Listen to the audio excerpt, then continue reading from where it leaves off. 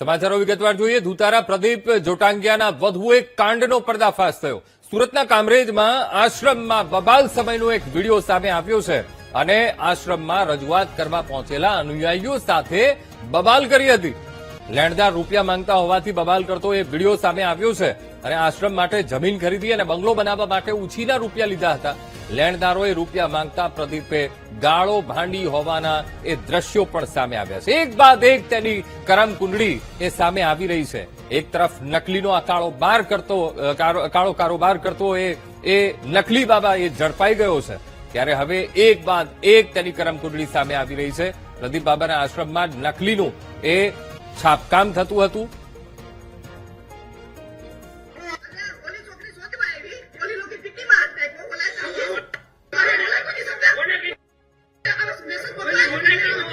કોને કીધું?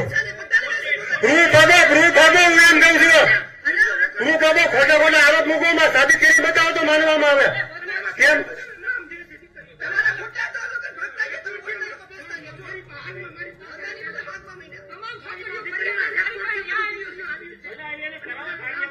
સાબિતી કરાવો, હું એમ કહું છું. અમે ક્યાં બોલે છે? કેમેરો ચાલુ છે.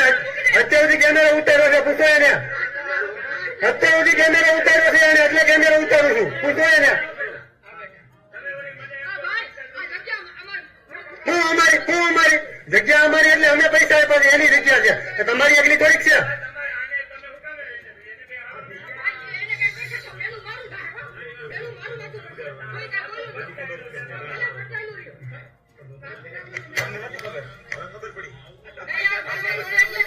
મારો મને જોડો અમે કેવા આવ્યા.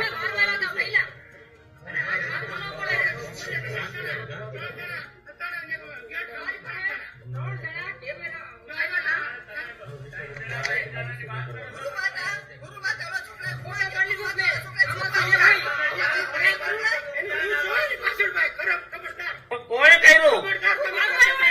કોને મારવા આવ્યા?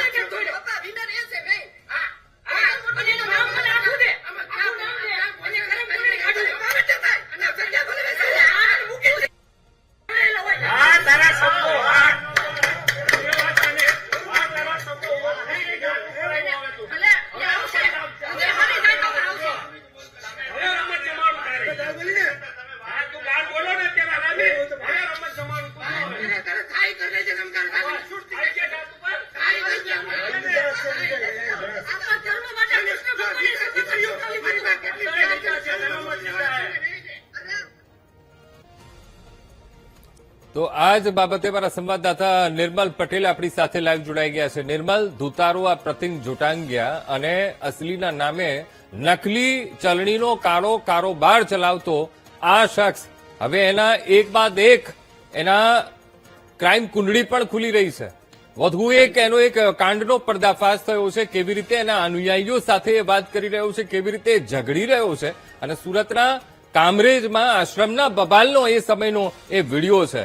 આશ્રમમાં એ રજૂઆત કરવા પહોંચેલા અનુયાયીઓ સાથે એ કહેવાતો ગુરુ બબાલ કરી રહ્યો છે. ચોક્કસથી કે આ જયારે આશ્રમ બનાવ્યો હતો ત્યારે તેના જે અનુયાયીઓ હતા એ અનુયાયીઓ પાસેથી આ જે પ્રદીપજી મહારાજ હતા તેમણે પૈસા લીધા અને 2 વર્ષના વાર તેઓને પૈસા પરત વાત કરી હતી, પરંતુ આ પૈસા પરત આપવાના આવ્યા ત્યારે જે અનુયાયીઓ તેની પાસેથી પૈસાની ઉઘરાણી કરી હતી ત્યારે આ પ્રદીપ જોટાંગિયાએ જે અનુયાયીઓ છે તેની સાથે ગાળાગાળી કરી હતી અને પોતે પૈસા નથી આપવાનો, મારી પાસે પૈસા નથી એમ કરીને હાથ ઊંચા કરી દીધા હતા અને તે સમગ્ર બાબતે મામલો ઉગ્ર બન્યો હતો અને જે અનુયાયીઓ છે તેઓના નામ લખીને સુસાઇડ કરવાની ધમકી પણ આપી હતી અને ત્યારબાદ તેણે પોતે સુસાઇડ કરવાનો પ્રયાસ પણ કર્યો હતો. આ સમગ્ર મામલાનો વિડીયો હાલ સામે આવ્યો છે કે આ ઘટના 2019માં બની હોવાનું હાલ સામે આવ્યો છે અને જે અનુયાયીઓ છે તેઓને ડરાવવા માટે તેણે તેઓના નામ લખીને સુસાઇડ કરવાનો પ્રયાસ કર્યો હતો, પરંતુ સદનસીબે ત્યારે તે બચી ગયો હતો અને ત્યારબાદ આ જે અનુયાયીઓ હતા તેઓએ ફરીથી જે પોતાના રૂપિયા હતા રૂપિયાનો માંગવાને રૂપિયા માંગ્યા હતા, પરંતુ આ જે પ્રદીપ છે તેણે પૈસા આપ્યા ન હતા.